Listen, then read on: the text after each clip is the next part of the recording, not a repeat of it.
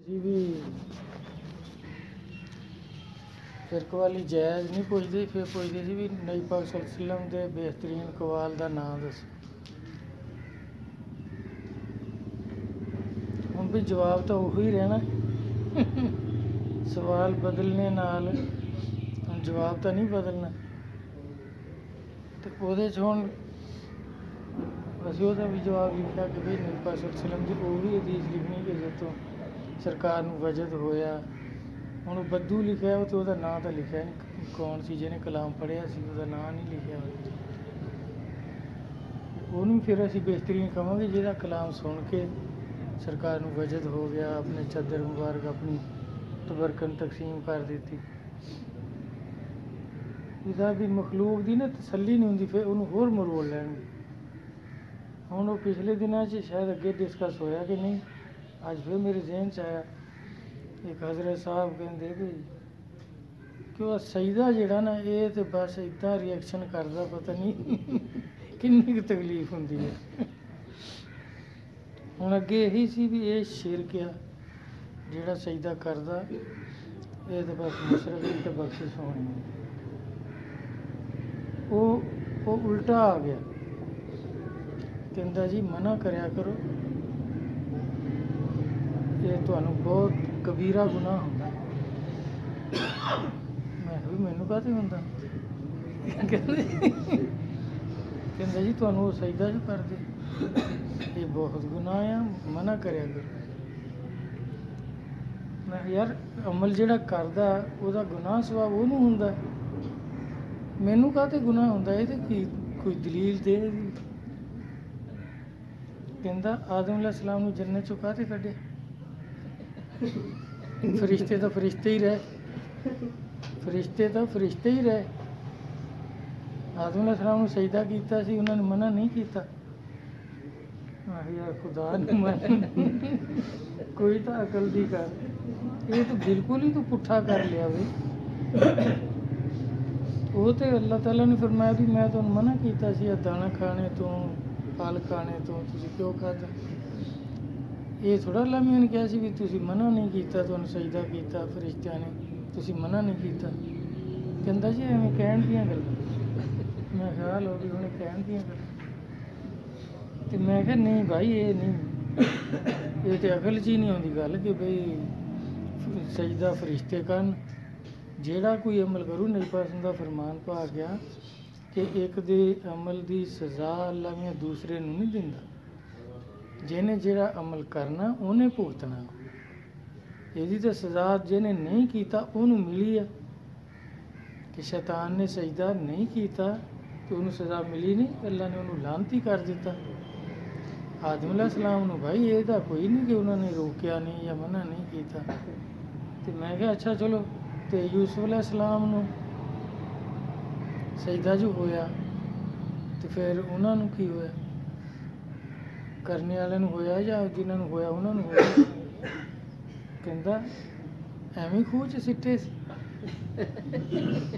फिर लो जी हूँ यदा जवाब दे लो। मैं क्या खूह तो डिग हटे सीगे, सजदा तो होया जो तख्त ते बैठे सी, वो 40 साल गुजर चुके सी।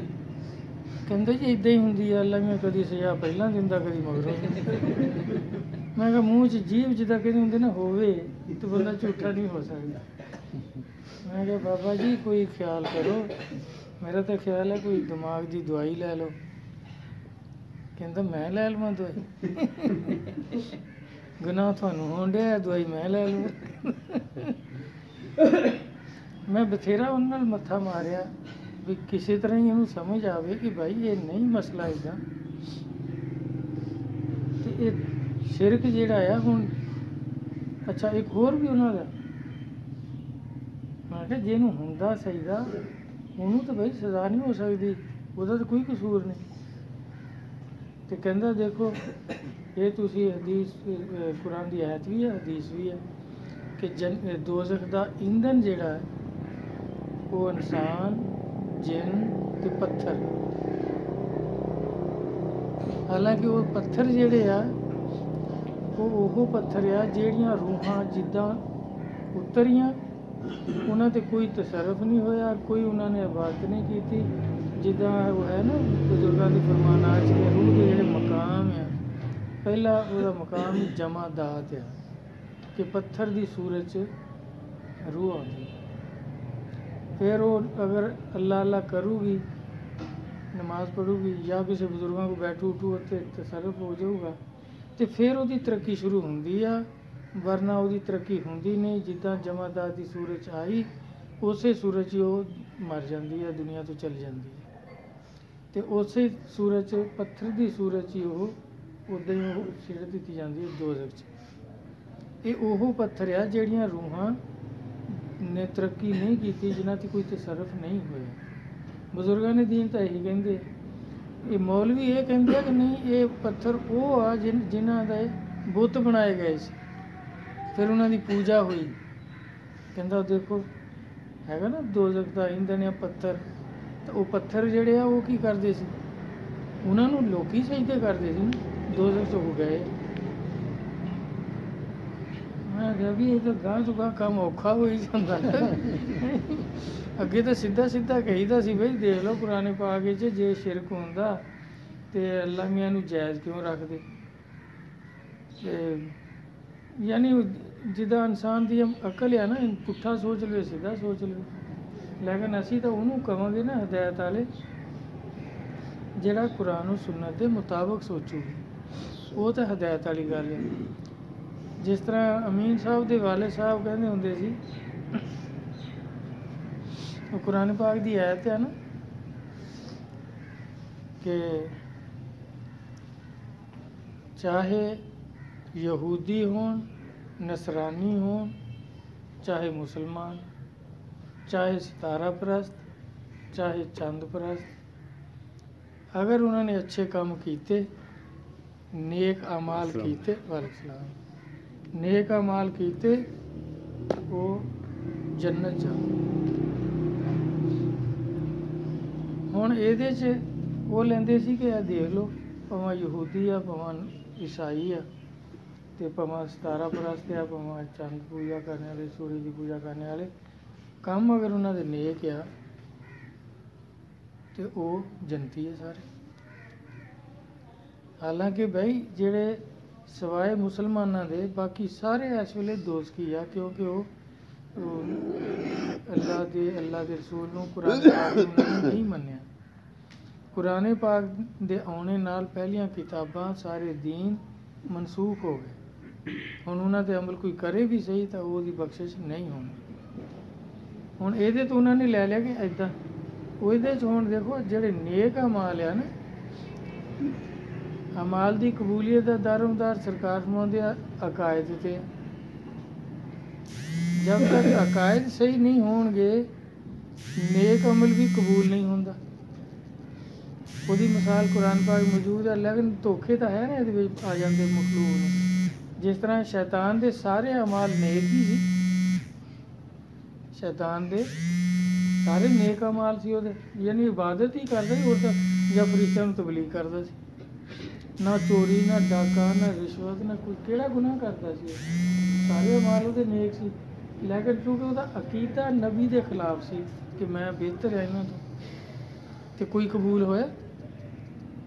ਐਸੇ ਤਰ੍ਹਾਂ ਹੀ ਭਾਈ ਜਿਹੜੇ ਹੁਣ ਇਸ ਵੇਲੇ ਜਿਹੜੇ ਯਹੂਦੀ ਆ ਜਾਂ ਨਸਰਾਨੀ ਆ, ਆਪਣੇ ਵਕਤ 'ਚ ਉਹਨਾਂ ਦੇ ਆਪਣੇ ਨਬੀਆਂ ਦੇ ਵਕਤ ਜਿਹੜੇ ਯਹੂਦੀ ਜਾਂ ਈਸਾਈ ਸੀਗੇ, ਉਹਨਾਂ ਦੇ ਅਗਰ ਅਮਾਲ ਨੇਕ ਹੈਗੇ, ਉਹਨਾਂ ਦੇ ਆਪਣੇ ਨਬੀ ਦੇ ਹੁਕਮ ਦੇ ਮੁਤਾਬਕ, ਉਹਨਾਂ ਦੀ ਕਿਤਾਬ ਦੇ ਮੁਤਾਬਕ, ਉਹ ਤਾਂ ਬਖਸ਼ੇ ਜਾਣਗੇ।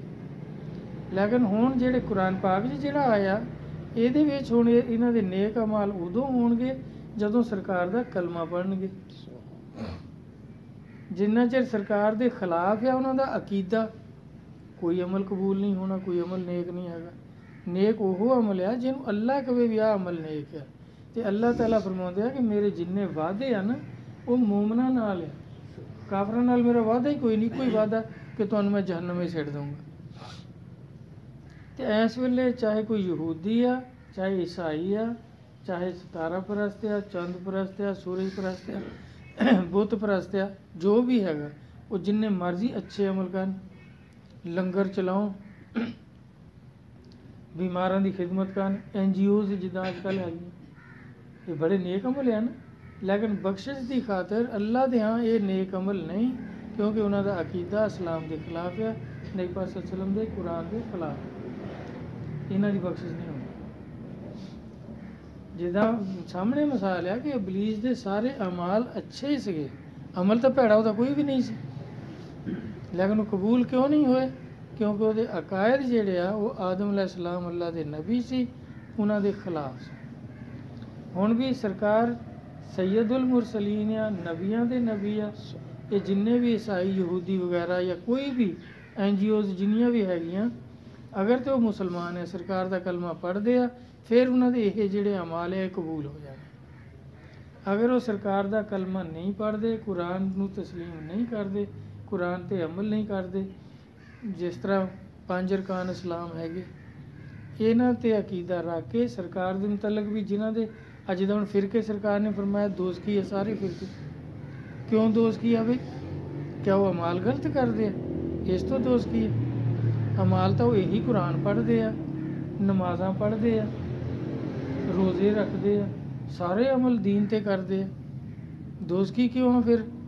ਸਰਕਾਰ ਦੇ ਮੁਤਲਕ, ਕੁਰਾਨ ਦੇ ਮੁਤਲਕ ਉਹਨਾਂ ਦਾ ਅਕੀਦਾ ਸਹੀ ਨਹੀਂ। ਜਿੱਦਾਂ ਉਹਨਾਂ ਨੇ ਕਾਨੂੰਨ ਬਣਾ ਲਿਆ ਕਿ ਹਦੀਸ ਜਿਹੜੀ ਆ, ਹਦੀਸ ਵੀ ਉਹ ਜਿਹੜੀ ਮੌਲਵੀਆਂ ਨੇ ਆਪ ਬਣਾਈ ਹੋਵੇ, ਕੁਰਾਨ ਦੀ ਆਇਤ ਨੂੰ ਮਨਸੂਖ ਕਰ ਸਕਦੀ ਹੈ।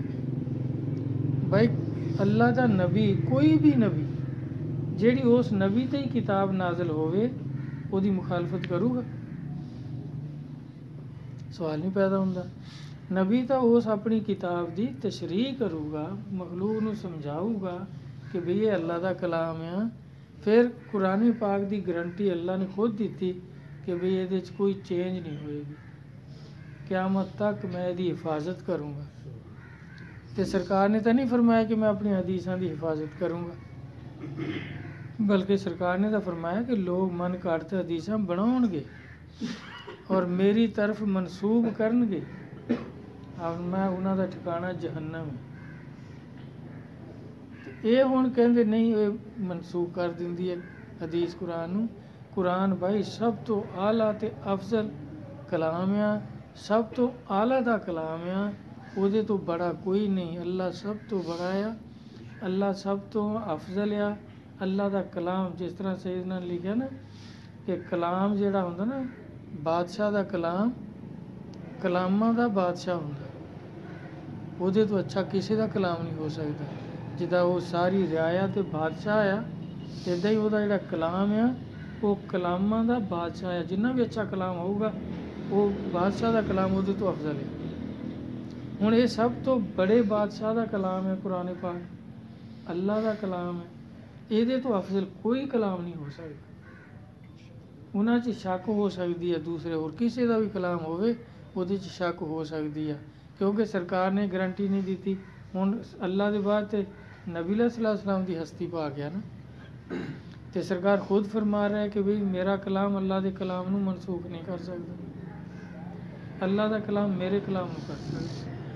ਫਿਰ ਇਹ ਵੀ ਫਰਮਾਇਆ ਕਿ ਵੀ ਮੈਂ ਇਹਦੀ ਹਿਫਾਜ਼ਤ ਨਹੀਂ ਕਰੂੰਗਾ। ਲੋਕ ਮਨ ਘੜਤ ਹਦੀਸਾਂ ਬਣਾਉਣਗੇ ਔਰ ਮੇਰੀ ਤਰ੍ਹਾਂ ਮਨਸੂਖ ਕਰਨਗੇ, ਉਹਨਾਂ ਦਾ ਠਿਕਾਣਾ ਜਹੰਨਮ ਹੋਊਗਾ। ਸਾਹਬਾਂ ਨੇ ਪੁੱਛਿਆ ਫਿਰ ਸਰਕਾਰ ਅਸੀਂ ਕਿਵੇਂ ਪਰਖੀਏ ਉਹਨੂੰ?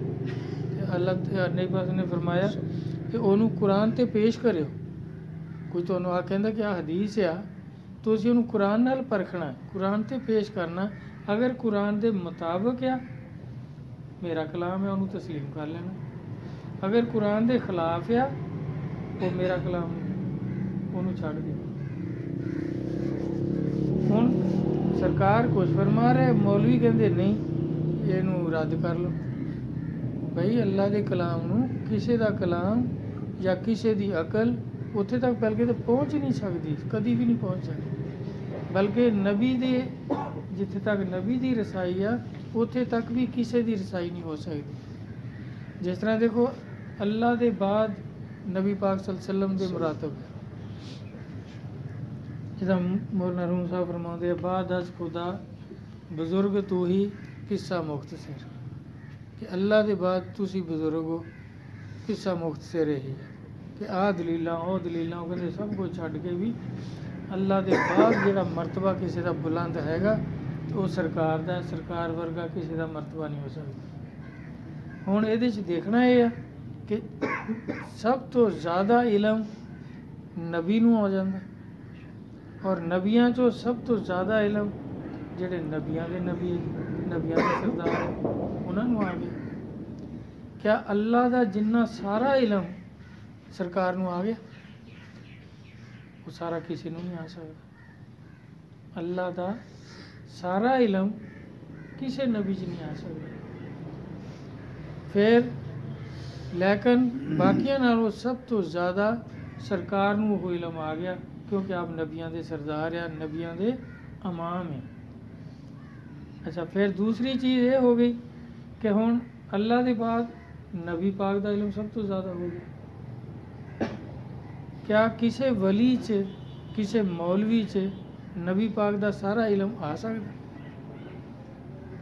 ਸਰਕਾਰ ਦਾ ਇਲਮ ਤਾਂ ਸਮੁੰਦਰ ਆ ਭਾਈ, ਉਹ ਸਾਰਾ ਵੀ ਕਿਸੇ ਨੂੰ ਨਹੀਂ ਆ ਸਕਦਾ। ਹੁਣ ਜਦੋਂ ਇਸ ਤਰ੍ਹਾਂ ਇਹਦੀ ਇੱਕ ਤਰਤੀਬ ਹੋ ਗਈ, ਅੱਲਾ ਦਾ ਸਾਰਾ ਇਲਮ ਕਿਸੇ ਨੂੰ ਨਹੀਂ ਆ ਸਕਦਾ, ਤਾਂ ਫਿਰ ਅੱਲਾ ਦੇ ਕਲਾਮ ਨੂੰ, ਅੱਲਾ ਦੇ ਇਲਮ ਨੂੰ ਕਿਸੇ ਦੂਸਰੇ ਦਾ ਇਲਮ ਕਿੱਦਾਂ ਰੱਦ ਕਰ ਦਊਗਾ, ਕਿੱਦਾਂ ਮਨਸੂਖ ਕਰ ਦਊਗਾ? ਜਿਹੜਾ ਕੋਈ ਅਕਲੋਂ ਪੈਦਲ ਹੋਊਗਾ ਉਹ ਤਾਂ ਕਹੂਗਾ। ਬਲਕਿ ਨਬੀ ਪਾਕ ਸੱਲੱਲਾਹੁ ਅਲੈਹਿ ਵਸੱਲਮ ਦਾ ਫਰਮਾਨ ਹੈ ਨਾ ਕਿ ਹਰ ਕਿਸੇ ਦਾ ਪੇਟ ਜਿਹੜਾ ਨਾ ਉਹਦੀਆਂ ਆ ਜਿੱਦਾਂ 12 ਉਂਗਲਾਂ 3 ਚੱਪੇ ਹੁੰਦਾ। ਹਰ ਮੈਂ ਵੀ 4 ਉਂਗਲਾਂ ਖਾਣਾ ਖਾਓ, ਹਾਂ ਉਤਲੀਆਂ 4 ਵਿੱਚ ਪਾਣੀ ਪਾਓ, ਖਾਣਾ ਖਾ ਲਿਆ, ਪਾਣੀ ਪੀ ਲਿਆ, ਉੱਤੇ 4 ਉਂਗਲਾਂ ਜਿਹੜਾ ਖਾਲੀ ਛੱਡੋ ਇਲਮ ਦੀ ਖਾਤਰ, ਤੁਹਾਨੂੰ ਇਲਮ ਵੀ ਆਊਗਾ। ਤੇ ਜਿਹੜੇ ਬਈ ਹੁੰਦੇ ਇੱਥੇ ਤਾਈਂ ਖਾ ਲੈਣਾ, ਬਲਕਿ ਹਲਵਾ ਖਾ ਖਾ ਕੇ ਬੇਹੋਸ਼ ਹੋ ਜਾਣਾ, ਮਰਨੋਂ ਬਚਣਾ, ਉਹਨਾਂ ਦੇ ਇਲਮ ਕਿੱਥੋਂ ਦੀ ਆਊਗਾ? ਬਲਕਿ ਉਹ ਤਾਂ ਪਹਿਲਾਂ ਤਾਂ ਉਂਗਲ ਪਾ ਕੇ ਦੇਖਦੇ ਆ ਵੀ ਉਂਗਲੀ ਲੱਗਦੀ ਹੈ, ਜਦੋਂ ਇੱਥੋਂ ਉਂਗਲੀ ਪਾਈ ਤਾਂ ਖਾਣੇ ਨੂੰ ਲੱਗ ਗਈ ਆ, ਉਹ ਕਹਿੰਦੇ ਸ਼ਾਇਦ ਰੱਜ ਗਏ, ਪਰ ਸਾਹ ਤਾਂ ਆਉਣ ਡਿਆ, ਹਲੇ ਹੋਰ ਖਾ ਲਓ। ਜਦੋਂ ਸਾਹ ਹੁਣ ਹਟਦਾ ਉਦੋਂ ਖਾਣੋਂ ਹਟਦੇ। ਹੁਣ ਇਹਨਾਂ ਦਾ ਇਲਮ ਜਿਹੜਾ ਉਹ ਨਬੀ ਦੇ ਇਲਮ ਨੂੰ ਪਹੁੰਚ ਜਾਊਗਾ। ਫਿਰ ਭਾਈ ਨਬੀ ਖੁਦ ਕਹਿ ਰਹੇ ਆ, ਨਬੀ ਸੱਲੱਲਾਹੁ ਅਲੈਹਿ ਵਸੱਲਮ ਖੁਦ ਫਰਮਾ ਰਹੇ ਆ ਕਿ ਮੇਰੀ ਹਦੀਸ, ਮੇਰਾ ਕਲਾਮ ਅੱਲਾ ਦੇ ਕਲਾਮ ਨੂੰ ਮਨਸੂਖ ਨਹੀਂ ਕਰ ਸਕਦਾ। ਅੱਲਾ ਦਾ ਕਲਾਮ ਸਭ ਤੋਂ ਆਲਾ ਤੇ ਅਫਜ਼ਲ ਆ। ਜਿਹੜੀ ਫਿਰ ਸਰਕਾਰ ਗਰੰਟੀ ਨਾਲ ਫਰਮਾ ਰਹੇ ਕਿ ਜਿਹੜੀ ਹਦੀਸ ਕੁਰਾਨ ਤੇ ਪੇਸ਼ ਕਰੋਗੇ, ਅਗਰ ਉਹ ਕੁਰਾਨ ਨਾਲ ਟੈਲੀ ਨਹੀਂ ਹੁੰਦੀ, ਕੁਰਾਨ ਦੀ ਮੁਖਾਲਫਤ 'ਚ ਆ, ਉਹ ਮੇਰਾ ਕਲਾਮ ਨਹੀਂ ਹੈ, ਉਹਨੂੰ ਛੱਡ ਦਿਓ। ਜਿਹੜਾ ਕੁਰਾਨ ਦੇ ਮੁਤਾਬਕ ਹੋਵੇ, ਹੁਣ ਜਿੰਨੀਆਂ ਹਦੀਸਾਂ ਵਲੀਆਂ ਦੇ ਖਿਲਾਫ ਮੌਲਵੀ ਲਿਆਉਂਦੇ ਆ, ਔਲੀਆ ਕਰਾਮ ਦੇ ਅਮਾਲ ਦੇ ਖਿਲਾਫ ਲਿਆਉਂਦੇ ਆ, ਉਹ ਸਾਰੀਆਂ ਕੁਰਾਨ ਨਾਲ ਟਕਰਾਉਂਦੀਆਂ, ਕੁਰਾਨ ਦੇ ਖਿਲਾਫ ਆ ਉਹ। ਤਾਂ ਇਹਨਾਂ ਨੇ ਇਹ ਕਾਨੂੰਨ ਬਣਾ ਲਿਆ ਕਿ ਬਈ ਇਹ ਹਦੀਸ ਨਾਲ ਕੁਰਾਨ ਦੀ ਆਇਤ ਜਿਹੜੀ ਮਨਸੂਖ ਕਰ ਦਿਓ, ਤਾਂ ਕਿ ਮੌਲਵੀ ਦੀ ਗੱਲ ਪੱਕੀ ਹੋ ਜਾਵੇ। ਹੁਣ ਫਿਰ ਹਦੀਸਾਂ ਦੀ ਕੈਟਾਗਰੀਆਂ ਜਿਹੜੀਆਂ ਉਹ ਮੌਲਵੀਆਂ ਨੇ ਬਣਾਈਆਂ। ਹੁਣ ਜਦੋਂ ਇਹਨੂੰ ਫਿਰ ਪਰਖਾਂਗੇ ਨਾ ਅਸੀਂ ਇਹਦਾ ਮਿਆਰ, ਕਿ ਵੀ ਜਦੋਂ ਅੱਲਾ ਦੇ ਕਲਾਮ ਨੂੰ ਹਦੀਸ ਮਨਸੂਖ ਕਰ ਸਕਦੀ ਆ, ਤੇ ਇਹ ਹਦੀਸਾਂ ਜਿਹੜੀਆਂ ਇਹਨਾਂ ਨੇ ਕਿਹਾ ਵੀ ਆਹ ਮਨ ਘੜਤ ਆ, ਆਹ ਜਿਹੜੀ ਗਰੀਬ ਆ, ਆਹ ਜ਼ਈਫ ਆ, ਆਹ ਹਸਨ ਸਹੀ ਆ, ਆਹ ਸਹੀ ਆ, ਆਹ ਜਿਹੜੀ ਹੈ ਬਹੁਤ ਸਹੀ ਆ, ਮਰਫੂ ਆ, ਇਹ ਕੈਟਾਗਰੀਆਂ ਕਿਹਨੇ ਬਣਾਈਆਂ? ਮੌਲਵੀ ਨੇ। ਹੁਣ ਕੁਰਾਨ ਨੂੰ ਮਨਸੂਖ ਕਰ ਦਿੰਦੀ ਆ ਹਦੀਸ, ਹਦੀਸ ਨੂੰ ਮਨਸੂਖ ਕਰ ਦਿੰਦਾ ਮੌਲਵੀ। ਆਹ ਮਨ ਘੜਤ ਹੈ, ਮੌਲਵੀ ਨੇ ਮਨਸੂਖ ਕਰ ਦਿੱਤੀ। ਮੌਲਵੀ ਨੂੰ ਮਨਸੂਖ ਕਰ ਦਿੰਦੀ ਆ ਕਮੇਟੀ, ਮਸਜਿਦ ਪਿੰਡ ਦੇ ਚੌਧਰੀ, ਕਹਿੰਦੇ ਮੌਲਵੀ ਕੱਲ ਤੋਂ ਮਸੀਤੇ ਨੇ ਬੜੀ ਚੱਲ ਗਈ ਟਕੜਗਾ। ਇਹਦਾ ਮਤਲਬ ਫਿਰ ਸਭ ਚੀਜ਼ਾਂ ਨੂੰ ਮਨਸੂਖ ਕਰ ਦਿੰਦੇ ਆ ਚੌਧਰੀ। ਨਾ ਕੁਰਾਨ ਰਿਹਾ, ਨਾ ਹਦੀਸ ਰਹੀ, ਨਾ ਮੌਲਵੀ ਰਿਹਾ, ਫਿਰ ਤਾਂ ਸਭ ਕੁਝ ਬਾਈ ਚੌਧਰੀ ਹੋ ਗਿਆ ਪਿੰਡ ਦੇ ਕਮੇਟੀ ਵਾਲੇ। ਜਿਹੜੀ ਚੀਜ਼ ਨੂੰ ਚਾਹਣਗੇ ਮਨਸੂਖ ਕਰ ਦੇਣਗੇ।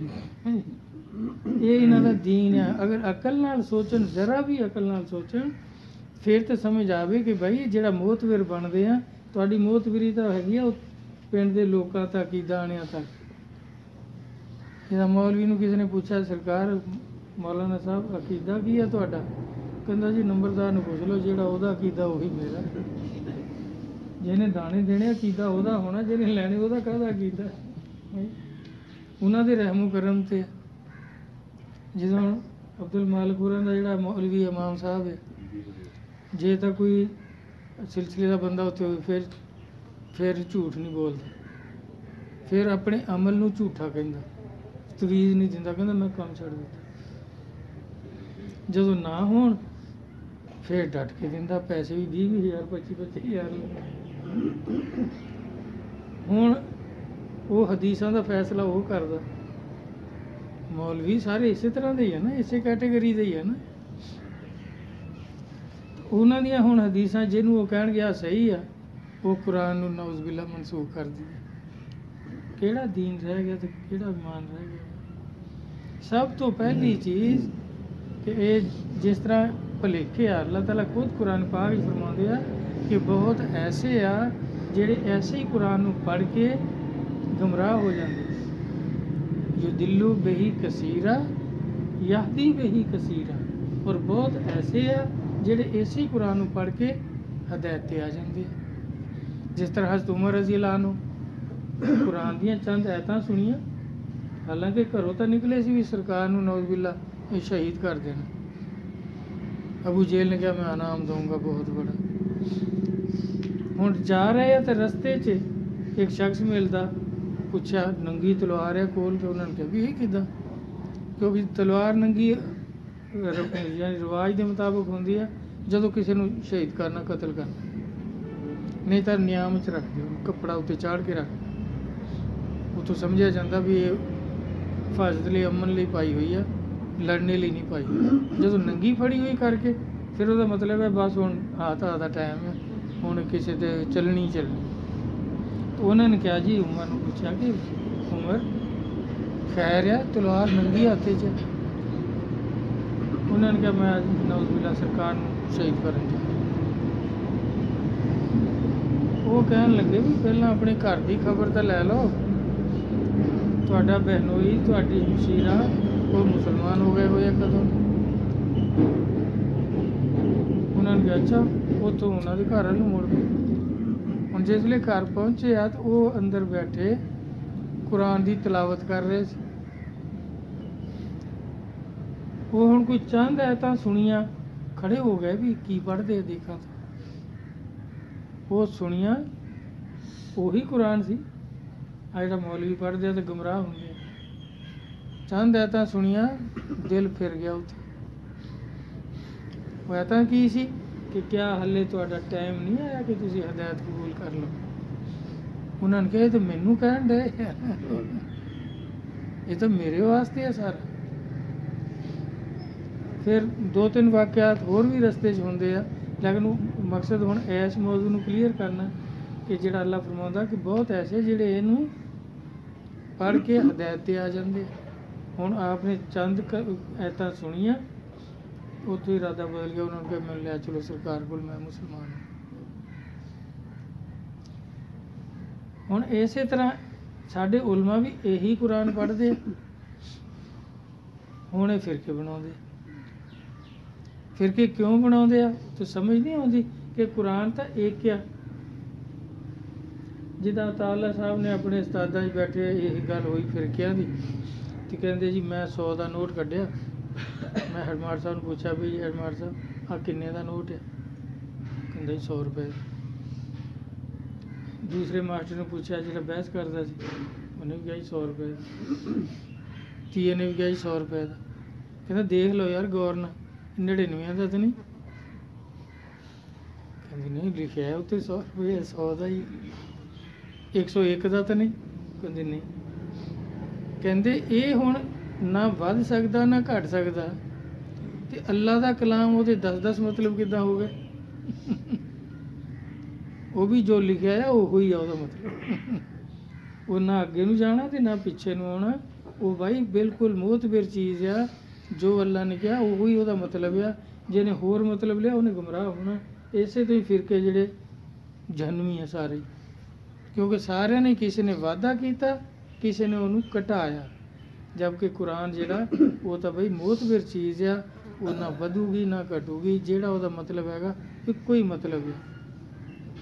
जिदा एक दफ़ा एक मौलवी साहब मेरे नाल गल करन तो मैं कहा बई ਤੁਹਾਡਾ एक दोस्त ਤੁਹਾਨੂੰ खत लिखदा यार मैनूं बड़ी ज़रूरत आ ते 500 रुपया भेजो, ਜਾਂ ਤੁਹਾਡਾ ਬੱਚਾ यूनिवर्सिटी चों लिखदा कि मैनूं इन्ने पैसे भेजो, ज़रूरत है फीस देनी है, या करना वो करना, ये किन्ने मतलब होणगे भी या पैसे भेजो या ना भेजो, या 500 भेजो या 10,000 भेजो। कहते नहीं वो मतलब तो वही जो लिखा है वो ही होना मतलब। तो मैं कहा फिर ये भी भाई ये भी 10 नहीं अल्लाह के हाँ मतलब 10 नहीं मतलब भी चाहे मुसलमान हो जाओ चाहे ना हो जाओ, चाहे कुरान मान लो चाहे छड़ दो, ये होया कुरान का मतलब। इस तरह भाई हर चीज़ मुकर्रर आ, अल्लाह के कलाम तो वध कोई कलाम नहीं हो सकता। सब तो मोहतबिर दा ये कलाम है ते सब तो मोहतबिर कलाम है। ते हुण अकली दलीलां जिहड़ियां इन्हां दे बारे सारे बजुर्ग मुतफिक आ कि कुरान दे खिलाफ अकली दलील देना ये कुफर हुंदा। कुरान दे खिलाफ अकली दलील कुफर है, क्यों दलील नाल तो फिर उन्होंने नौज़बिल्ला झूठिया ही करना ना।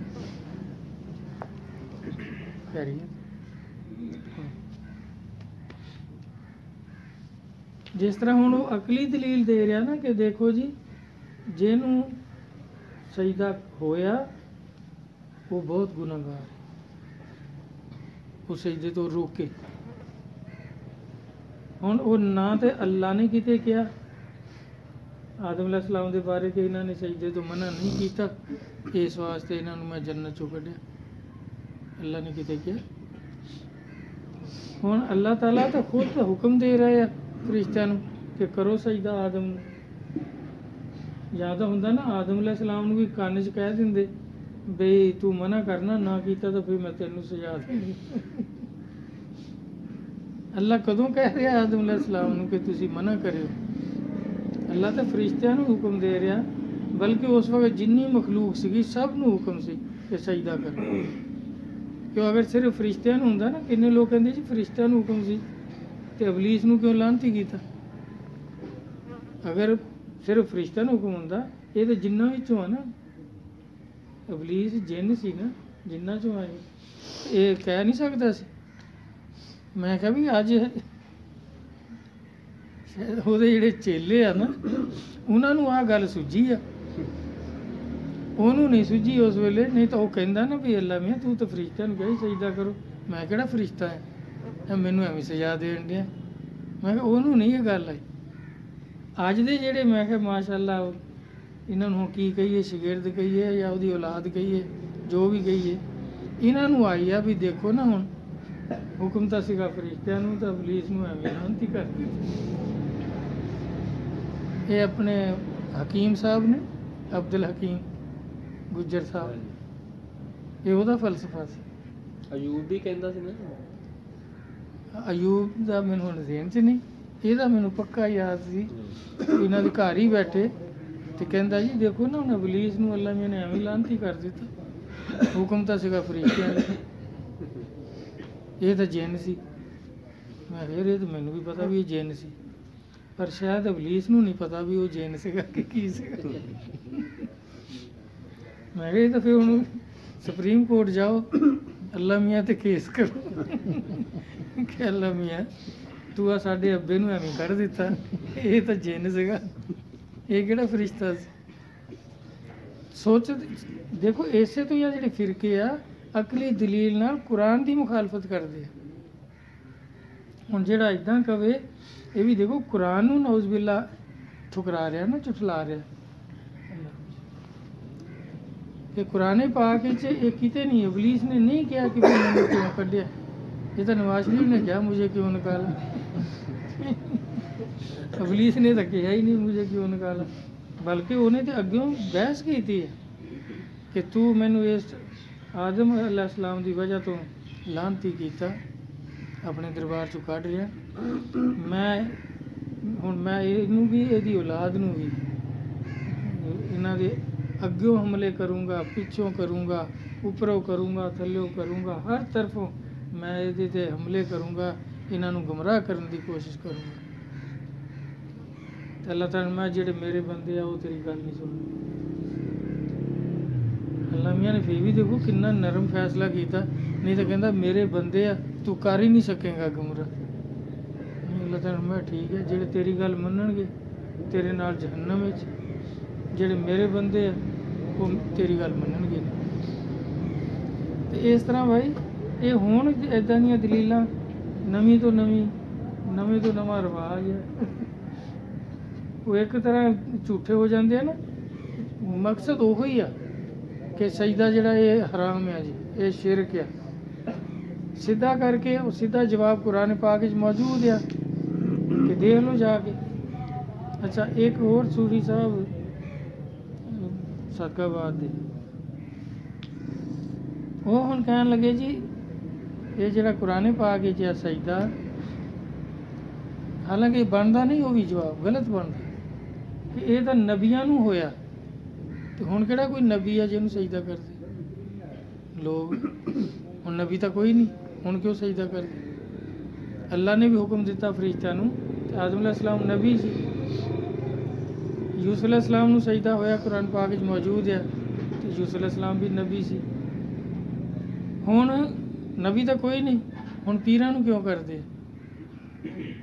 ਹੁਣ ਉਹਦੇ ਦੇਖੋ ਸਿੱਧਾ ਸਿੱਧਾ ਆ। ਪਹਿਲੀ ਗੱਲ ਤਾਂ ਇਹ ਆ ਜਿਹੜੀ ਸਹੀ ਆ, ਜਿਹੜੀ ਦੇਖਣੀ ਚਾਹੀਦੀ ਹੈ, ਸੋਚਣੀ ਚਾਹੀਦੀ ਆ ਕਿ ਬਈ ਰੌਲਾ ਹੈਗਾ ਸਜਦੇ ਦਾ। ਤੁਸੀਂ ਕਹਿੰਦੇ ਹੋ ਅੱਲਾ ਦੇ ਬਗੈਰ ਇਹ ਕਿਸੇ ਨੂੰ ਹੋ ਨਹੀਂ ਸਕਦਾ, ਅੱਲਾ ਦੇ ਬਗੈਰ ਕਿਸੇ ਨੂੰ ਹੋ ਨਹੀਂ ਸਕਦਾ। ਤੇ ਫਿਰ ਹੁਣ ਯੂਸੁਫ ਅਲੈਹਿਸਲਾਮ ਤੇ ਆਦਮ ਅਲੈਹਿਸਲਾਮ ਅੱਲਾ ਤਾਂ ਕੋਈ ਨਹੀਂ ਸੀ, ਅੱਲਾ ਦੇ ਬੰਦੇ ਸੀ, ਅੱਲਾ ਦੇ ਨਬੀ ਸੀ, ਫਿਰ ਉਹਨਾਂ ਨੂੰ ਕਿੱਦਾਂ ਹੋ ਗਿਆ? ਦੇਖਣਾ ਤਾਂ ਇਹ ਚਾਹੀਦਾ ਨਾ ਕਿ ਜਦੋਂ ਇਹ ਦਲੀਲ ਲਓਗੇ ਕਿ ਇਹ ਅੱਲਾ ਦੇ ਬਗੈਰ ਨਹੀਂ ਹੋ ਸਕਦਾ, ਤੇ ਫਿਰ ਯੂਸੁਫ ਅਲੈਹਿਸਲਾਮ ਤੇ ਆਦਮ ਅਲੈਹਿਸਲਾਮ ਦੋਨੋਂ ਹੀ ਅੱਲਾ ਨਹੀਂ ਸੀ, ਅੱਲਾ ਦੇ ਨਬੀ ਸੀ, ਅੱਲਾ ਦੇ ਬੰਦੇ ਸੀ। ਸਿੱਧਾ ਤਾਂ ਜਵਾਬ ਇੱਦਾਂ ਹੋਣਾ ਚਾਹੀਦਾ। ਲੇਕਿਨ ਉਹ ਜਿੱਦਾਂ ਸੋਚਦੇ ਕਿ ਬਈ ਹੁਣ ਇਹਨਾਂ ਨੂੰ ਜੋ ਜਾਇਜ਼ ਆ ਤੇ ਜੀ ਹੋਰ ਤਾਂ ਕਿਸੇ ਨੂੰ ਨਹੀਂ ਜਾਇਜ਼ ਹੋ ਸਕਦਾ, ਹੁਣ ਨਬੀ ਤਾਂ ਕੋਈ ਨਹੀਂ। ਉਹਦੇ 'ਚ ਦੇਖੋ ਇਹਨਾਂ ਮੁਤਾਲੇ ਦੀ ਕਮੀ ਜਾਂ ਅਕਲ ਦੀ ਸਮਝ ਦੀ ਕਮੀ ਹੈ। ਨਬੀ अलैहिस्सलाम देखो ਹੁਣ ਕੀ ਫਰਮਾ ਰਹੇ ਕਿ ਮੇਰੀ ਉਮਤ ਦੇ ਜਿਹੜੇ ਵਲੀ ਹੋਣਗੇ ਮਿਸਲ ਅੰਬੀਆ ਬਨੀ ਇਸਰਾਈਲ ਹੋਣਗੇ। ਇਹ ਬਨੀ ਇਸਰਾਈਲ ਦੇ ਨਬੀ ਹੈ ਨਾ ਯੂਸੁਫ अलैहिस्सलाम, ਕਿ ਉਹਨਾਂ ਦੀ ਮਿਸਲ ਹੋਣਗੇ। ਫਿਰ ਇੱਕ ਹਦੀਸ ਨਹੀਂ ਕਹਿ ਦੇਣ ਵੀ ਇਹ ਜੀ ਪੀਰਾਂ ਨੇ ਬਣਾ ਕੇ ਵਿੱਚ ਲੜਾਤੀ ਹੋਊਗੀ। ਬੇਸ਼ੁਮਾਰ ਹਦੀਸਾਂ ਆ ਇਹਦੇ ਬਾਰੇ। ਹੁਣ ਸਰਕਾਰ सदीक अकबर रज़ी अल्लाह अन्हु फरमा रहे हैं कि अबू बकर तू मिसले इब्राहीम है, तो इब्राहीम अलैहिस्सलाम नबी नहीं सी, आ फरमा रहे तुसी उन्हां दी मिसल हो। उमर रज़ी अल्लाह अन्हु फरमा रहे हैं कि उमर तू मिसले मूसा अलैहिस्सलाम। हुण मूसा अलैहिस्सलाम साहिब किताब रसूल है, तौरात उन्हां ते नाज़िल हुई। इब्राहीम अलैहिस्सलाम ते सहीफे नाज़िल होए। ਜਿਹੜੇ ਜਿਹੜੇ ਨਬੀਆਂ ਦਾ ਕਲਮਾ ਹੈ ਨਾ ਉਹਨਾਂ ਤੇ ਸਹੀਫੇ ਨਾਜ਼ਿਲ ਹੋਏ ਆ। ਜਿਨ੍ਹਾਂ ਦਾ ਕਲਮਾ ਨਹੀਂ, ਆਪਣੇ ਤੋਂ ਪਹਿਲੇ ਨਬੀ ਦਾ ਕਲਮਾ ਪੜ੍ਹਦੇ, ਉਸੇ ਦੀ ਸ਼ਰੀਅਤ ਤੇ ਚੱਲਦੇ, ਉਹਨਾਂ ਦਾ ਕਲਮਾ ਨਹੀਂ, ਉਹਨਾਂ ਤੇ ਸਹੀਫੇ ਵੀ ਨਹੀਂ ਨਾਜ਼ਿਲ ਹੋਏ। ਹੁਣ मूसा अलैहिस्सलाम ਤੇ ਤਾਂ ਬਾਕਾਇਦਾ किताब नाज़िल ਹੋਈ ਹੈ, सहीफे नहीं, किताब नाज़िल हुई। तो आप उमर रज़ी अल्लाह अन्हु फरमा रहे कि तुसी मिसले मूसा हो। फिर अली अलैहिस्सलाम ਨੂੰ फरमा रहे हैं कि अली तू मेरा भाई इस तरह है जिस तरह मूसा अलैहिस्सलाम दे भाई हारून अलैहिस्सलाम। फर्क ये है कि वो नबी सी, तुसी हैगे उन्हां दी तरह हो, लेकिन फ़र्क क्या कि वो नबी सी, ला नबी या बाद ही, मेरे बाद नबी कोई नहीं होना। हुण इस तरह किन्नियां हदीसां ਜਿਹੜੀਆਂ ਉਹਨਾਂ ਨੂੰ ਨਬੀਆਂ ਦੇ ਮਿਸਲ ਸਰਕਾਰ ਫਰਮਾ ਰਹੇ ਆਪਣੇ ਸਹਾਬਾ ਨੂੰ, ਜਿਹੜਿਆਂ ਦੇ ਮੁਰਾਤਬ ਤੈਅ ਹੋ ਚੁੱਕੇ ਸੀ, ਜਿਨ੍ਹਾਂ ਨੂੰ ਵਲਾਇਤ ਨਸੀਬ ਹੋ ਚੁੱਕੀ ਸੀ। और फिर खुलासा हदीस है कि मिसल अंबिया बनी इसराइल, मेरी उम्मत दे वली नबी है ਜਿਹੜੇ बनी इसराइल ਦੇ नबी है, ਉਹਨਾਂ ਦੀ ਮਿਸਲ ਹੋਣਗੇ। ਹੁਣ ਉਹਦੇ 'ਚ ਕਿਹੜੀ ਮੁਬਹਮ ਚੀਜ਼ ਰਹਿ ਜਾਂਦੀ ਹੈ? ਜ਼ਿੱਦ ਬਰਾਏ ਜ਼ਿੱਦ, ਉਹਦਾ ਤਾਂ ਹੱਲ ਹੀ ਕੋਈ ਨਹੀਂ। ਤੇ ਦੂਸਰਾ ਹਦਾਇਤ ਕਿਸੇ ਨੂੰ ਜ਼ੋਰ ਨਾਲ ਦਿੱਤੀ ਨਹੀਂ ਜਾ ਸਕਦੀ। ਜਿਹਦੀ ਕਿਸਮਤ 'ਚ ਹਦਾਇਤ ਆ ਉਹਨੇ ਬਾਈ ਹਦਾਇਤ ਕਬੂਲ ਕਰਨੀ ਆ, ਜਿਹਦੀ ਕਿਸਮਤ 'ਚ ਨਹੀਂ ਉਹਨੇ ਕੁਰਾਨ ਦਾ ਵੀ ਇਨਕਾਰ ਕਰਨਾ, ਜਿਸ ਤਰ੍ਹਾਂ ਸਾਡੇ ਉਲਮਾ ਕਰਾਮ ਕਰਦੇ ਆ ਕੁਰਾਨ ਦਾ ਇਨਕਾਰ। ਕਿਉਂ? ਇੱਕ ਤਾਂ ਖੁੱਲ੍ਹਮ ਖੁੱਲ੍ਹਾ ਹੀ ਹੈ ਨਾ, ਵਲਾ ਤਫਰਕੂ, ਅੱਲਾਹ ਤਾਲਾ ਫਰਮਾਉਂਦੇ ਆ ਫਿਰਕੇ ਨਾ ਬਣਾਓ। ਤੇ ਫਿਰਕੇ ਮੌਲਵੀਆਂ ਦੇ ਸਿਵਾ ਕਿਸੇ ਹੋਰ ਨੇ ਬਣਾਇਆ ਕੋਈ ਫਿਰਕਾ? ਕੋਈ ਅੱਲਾ ਦੇ ਵਲੀਆਂ ਨੇ ਕੋਈ ਫਿਰਕਾ ਬਣਾਇਆ? ਸਾਹਬਾ ਨੇ ਕੋਈ ਫਿਰਕਾ ਬਣਾਇਆ? ਸਾਰੇ ਮੌਲਵੀਆਂ ਨੇ ਹੀ ਬਣਾਏ। ਤੇ ਅੱਲਾਹ ਤਾਲਾ ਮਨਾ ਕਰ ਦਿਆ ਕੁਰਾਨ ਵਿੱਚ, ਤੇ ਫਿਰਕਾ ਬਣਾਉਣਾ ਕੁਰਾਨ ਦੀ ਮੁਖਾਲਫਤ ਨਹੀਂ। ਤੇ ਫਿਰ ਇਹ ਕਹਿੰਦੇ ਸਾਡੇ ਵਰਗਾ ਹੈ ਕੋਈ ਨਹੀਂ। ਵੀ ਤੁਹਾਡੇ ਵਰਗਾ ਵਾਕਈ ਕੋਈ ਨਹੀਂ, ਅੱਲਾ ਕਰੇ ਤੁਹਾਡੇ ਵਰਗਾ ਕੋਈ ਹੋਵੇ ਵੀ ਨਾ। ਕਿਉਂ? ਉਮਤ ਨੂੰ ਜ਼ਰੂਰੀ ਦੋਸ਼ ਕੀ ਕਰਨਾ? ਅੱਲਾ ਕਰੇ ਤੁਹਾਡੇ ਵਰਗਾ ਕੋਈ ਨਾ ਹੋਵੇ, ਫਿਰਕੇ ਨਾ ਬਣਾਵੇ, ਦੋਸਤੀ ਨਾ ਹੋਵੇ। ਫਿਰ ਜਿਹੜੀ ਇਹਨਾਂ ਨੇ ਉਹ ਜਿਹੜਾ ਨਾ ਇਹ ਵਿੱਚ ਇਜ਼ਾਫਾ ਕਰਦੇ ਆ, ਤੇ ਜਿਹੜੀ ਹਦੀਸ ਇਹਨਾਂ ਦੇ ਖਿਲਾਫ ਜਾਵੇ ਨਾ ਉਹ ਅਗਲੇ ਐਡੀਸ਼ਨ 'ਚ ਆਉਣ ਨਹੀਂ ਦਿੰਦੇ। ਪਹਿਲਾਂ ਇਹਨਾਂ ਨੂੰ ਕੋਈ ਪਤਾ ਨਹੀਂ ਹੁੰਦਾ ਕਿੱਥੇ ਕਿਹੜੀ ਆ ਗਈ, ਅਕਲ ਤਾਂ ਹੈ ਹੀ ਨਹੀਂ। ਜਦੋਂ ਅਟੈਕ ਕਰਦਾ ਨਾ ਕੋਈ, ਆਹ ਦੇਖੋ ਇਹਦੇ ਮੁਤਾਬਕ ਤੁਸੀਂ ਗਲਤ,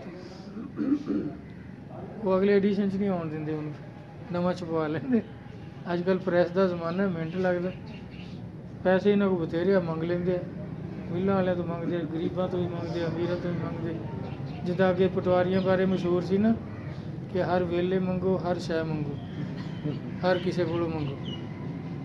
ਪਟਵਾਰੀ ਜਦੋਂ ਪੜ੍ਹਾਉਂਦੇ ਆ ਨਾ, ਕੋਰਸ ਕਰਾਉਂਦੇ ਪਟਵਾਰ ਦਾ, ਤਾਂ ਉਹਨਾਂ ਨੂੰ ਇਹ ਕਹਿੰਦੇ ਆ, ਇਹ ਤਸਬੀਹ ਉਹਨਾਂ ਨੂੰ ਦੱਸ ਦਿੰਦੇ ਵੀ ਹਰ ਵੇਲੇ ਮੰਗੋ, ਹਰ ਸ਼ੈ ਮੰਗੋ, ਹਰ ਕਿਸੇ ਕੋਲੋਂ ਮੰਗੋ।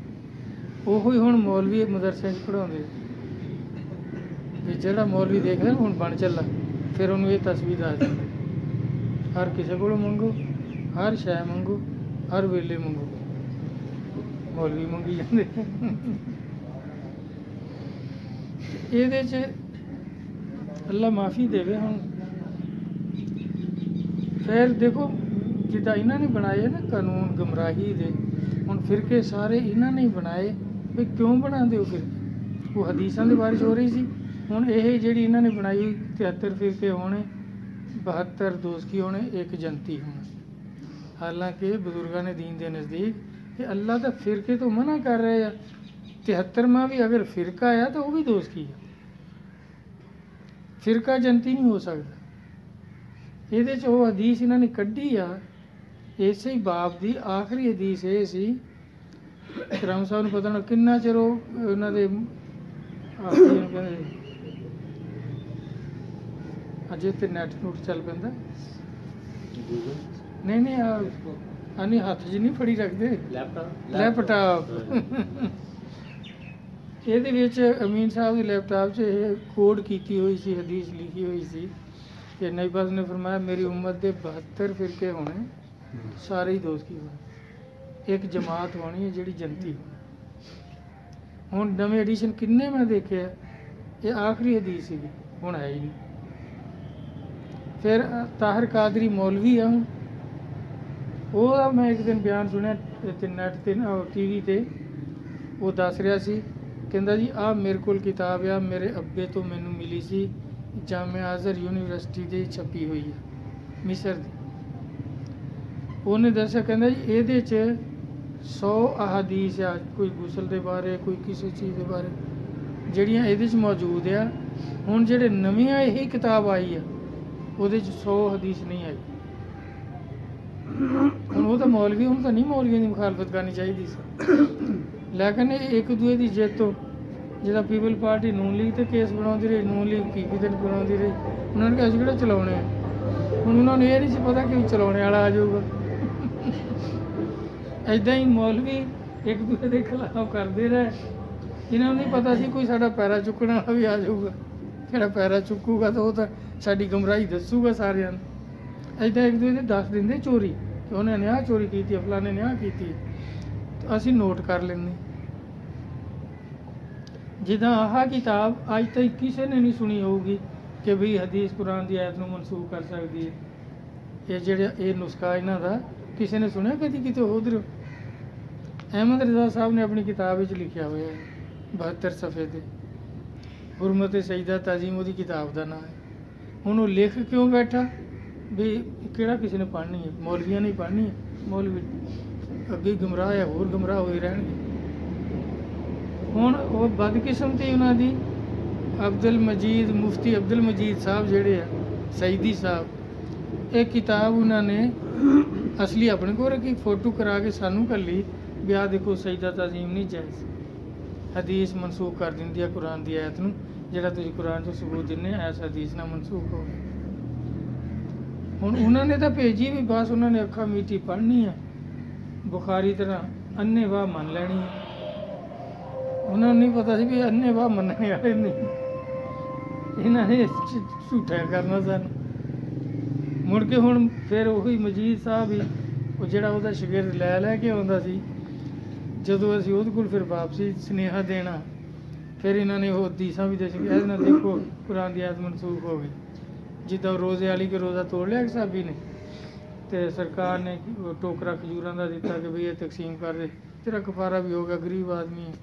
ਉਹਨੇ ਕਿਹਾ ਜੀ ਮੈਂ ਹੀ ਸਭ ਤੋਂ ਗਰੀਬ ਹਾਂ ਮਦੀਨੇ, ਚੱਲ ਮੈਂ ਘਰ ਨੂੰ ਹੀ ਲੈ ਜਾ, ਆਪ ਵੀ ਖਾ, ਬੱਚਿਆਂ ਨੂੰ ਵੀ ਖਿਲਾ, ਕਫਾਰਾ ਵੀ ਹੋ ਗਿਆ। ਉਹਨੇ ਕਿਹਾ ਦੇਖੋ ਜੀ ਕੁਰਾਨ ਵਿੱਚ ਹੈਗਾ 60 ਰੋਜ਼ੇ ਰੱਖੋ ਜਾਂ 60 ਬੰਦੇ ਨੂੰ ਖਾਣਾ ਖਿਲਾਓ, ਨਾ ਸਰਕਾਰ ਦਾ ਉਹ ਹਦੀਸ, ਉਸ ਐਤ ਨੂੰ ਇਸ ਹਦੀਸ ਨੇ ਮਨਸੂਖ ਕਰ ਦਿੱਤਾ। ਮੈਂ ਹੁਣ ਉਹਦੇ ਸ਼ਾਗਿਰਦ ਉਹ ਨਹੀਂ ਸੀਗਾ ਮਨਜ਼ੂਰ ਮਿਸਤਰੀ ਦਾ ਮੁੰਡਾ, ਉਹ ਨੱਸ ਗਿਆ ਫਰਾਡ ਕਰਕੇ, ਪਤਾ ਨਹੀਂ ਕੀ ਨਾਂ ਸੀ ਉਹਦਾ, ਫੈਸਲ ਮੌਲਾਨਾ ਫੈਸਲ ਮੁਫਤੀ ਸਾਹਿਬ ਦਾ ਬੜਾ ਲਾਡਲਾ ਸ਼ਾਗਿਰਦ ਸੀ, ਉੱਥੇ ਮੁਫਤੀ ਬਣਦਾ ਸੀ ਉਹਦੇ ਮਦਰਸੇ 'ਚ।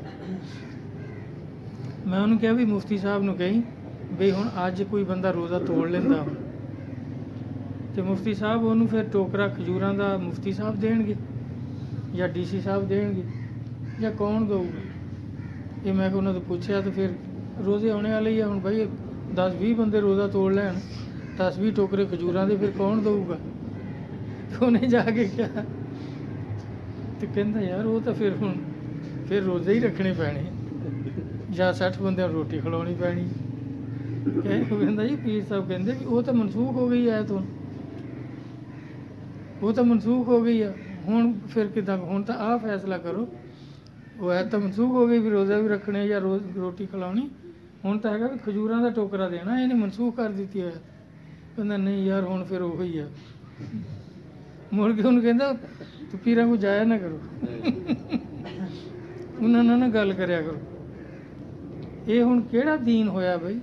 ਜੇ ਅਗਲਾ ਹਦਾਇਤ ਦੀ ਗੱਲ ਦੱਸੇ ਤਾਂ ਉਹਦੇ ਕੋਲ ਜਾਓ ਨਾ ਭਾਈ। ਕਦੀ ਵੀ ਕੁਰਾਨ ਪਾਕ ਨੂੰ ਕੋਈ ਚੀਜ਼ ਮਨਸੂਖ ਨਹੀਂ ਕਰ ਸਕਦੀ।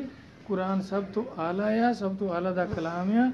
ਇਹਦੇ ਬਾਰੇ 'ਚ ਹੀ ਸਾਰੇ ਬਜ਼ੁਰਗਾਂ ਨੇ ਦੀਨ ਦਾ ਇਹ ਫਤਵਾ ਆ, ਫੈਸਲਾ ਆ ਕਿ ਅਕਲੀ ਦਲੀਲ ਦੇਣੀ ਕੁਰਾਨ ਦੇ ਖਿਲਾਫ। ਇਹ ਹੁਣ ਅਕਲੀ ਦਲੀਲ ਦੇ ਰਿਹਾ ਸੀ ਨਾ, ਫਰਮਾਉਂਦੇ ਇਹ ਕੁਫਰ ਹੁੰਦਾ, ਕਿਉਂਕਿ ਫਿਰ ਕੁਰਾਨ ਨੂੰ ਝਠਲਾਉਣਾ ਹੈ ਨਾ। ਹੁਣ ਉਹ ਵੀ ਕਹੇ ਬਾਜੀ ਆ ਦੇਖੋ ਐਤ ਜਿਹੜੀ ਮਨਸੂਖ ਹੋ ਗਈ, ਤੇ ਜਦੋਂ ਦਲੀਲ ਨਾਲ ਗੱਲ ਕਰੋ ਵੀ ਕਿੱਦਾਂ ਮਨਸੂਖ ਹੋ ਗਈ, ਫਿਰ ਹੁਣ ਕੀ ਕਰਨਾ? ਹੁਣ ਕਹਿੰਦੇ ਉਹ ਮਨਸੂਖ ਹੋਈ ਤੇ ਫਿਰ ਅਮਲ ਕਰੋ। ਉਹ ਤਾਂ ਮਨਸੂਖ ਹੋ ਗਈ, ਹੁਣ ਕਿਉਂ ਅਮਲ ਕਰੋ? ਹੁਣ ਖਜੂਰਾਂ ਦਾ ਟੋਕਰਾ ਦਿਓ ਮਦਰਸੇ 'ਚੋਂ, ਸ਼ਾਮ ਦੇ 100 ਬੰਦਾ ਆ ਜਾਊਗਾ ਵੀ ਅਸੀਂ ਤਾਂ ਜੀ ਰੋਜ਼ੇ ਤੋੜ ਲਏ, ਸਾਡਾ ਕਫਾਰਾ ਦੇ। ਇਸ ਤਰ੍ਹਾਂ ਹੋਰ ਕਈ। ਉਹਨੇ ਇੱਕ ਅਬੂ ਜੇਲ ਦੀ ਲੜਕੀ ਅਲੀ ਅਲੈਹਿ ਸਲਾਮ ਨੂੰ ਕਿਹਾ, ਮੈਂ ਕਿਹਾ ਜੀ ਉਹਨਾਂ ਨੂੰ ਪੁੱਛੋ ਮੌਲਾਨਾ ਸਾਹਿਬ ਨੂੰ हदीस मरोड़ के नहीं बयान करी दी। आपने ये नहीं फरमाया सी कि अली फातिमा दे हुंदियां तू दूसरी शादी नहीं करेगा। आपने फरमाया सी हदीस दे लफ्ज़, मैं कहा मैनूं याद है। ये मौलवी ये समझते भी पीर किहड़ा पढ़दे हदीसां, मौलवियां तो ही सुनी आई जिहड़ी सुनी पीर, बल्कि हैगा भी हुण इदां ही आ। हुण किन्ने पीर है बेड़ा धो गया उन्हां दा भी, ਉਹੀ ਗੱਲਾਂ ਕਰਦੇ ਜਿਹੜੀਆਂ ਮੌਲਵੀ ਕਰਦੇ, ਬਲਕਿ ਮੌਲਵੀਆਂ ਤੋਂ ਵੀ ਗਾਂਹ ਦੀਆਂ ਕਰਦੇ। ਆ ਹੁਣ ਆ ਜਿਹੜਾ ਨਵਾਂ ਸੂਫੀ ਦੱਸਦਾ, ਇਹ ਹੁਣ ਅਜਲ ਸੂਫੀ ਸੀ ਨਾ, ਕਹਿੰਦਾ ਜਿਹਨੂੰ ਸਜਦਾ ਹੁੰਦਾ ਉਹਨੂੰ ਗੁਨਾਹ ਕਬੀਰਾ ਹੈ। ਆਦਮ ਅਲੈਹਿ ਸਲਾਮ ਨੂੰ ਜੰਨਤ ਚੋਂ ਕੱਢਿਆ ਹੀ ਤਾਂ ਸੀ, ਉਹਨਾਂ ਨੇ ਫਰਿਸ਼ਤਿਆਂ ਨੂੰ ਮਨਾ ਨਹੀਂ ਕੀਤਾ ਸਜਦਾ ਕਰਨੇ ਤੋਂ। ਮੈਂ ਕਿਹਾ ਅੱਲਾ ਹੁਕਮ ਦੇਣ ਡਿਆ ਵੀ ਸਜਦਾ ਕਰੋ, ਤੇ ਆਦਮ ਅਲੈਹਿ ਸਲਾਮ ਕਹਿੰਦੇ ਨਾ ਕਰੋ। ਇਹਦਾ ਮਤਲਬ ਅੱਲਾ ਮੀਆਂ ਨਾਲ ਹੀ ਲੜ ਪੈਂਦੇ ਉੱਥੇ ਵੀ ਇਹ ਕੀ ਬਈ। ਇੱਦਾਂ ਦੇ ਨਾ ਹੁਣ ਉਹ ਵੀ ਪੁੱਠੀਆਂ ਸੋਚਾਂ ਸੋਚਦੇ, ਇਹ ਵੀ ਇੱਦਾਂ ਦੀਆਂ ਸੋਚਦੇ। ਅੱਲਾ ਹੀ ਮਾਫੀ ਦੇਵੇ।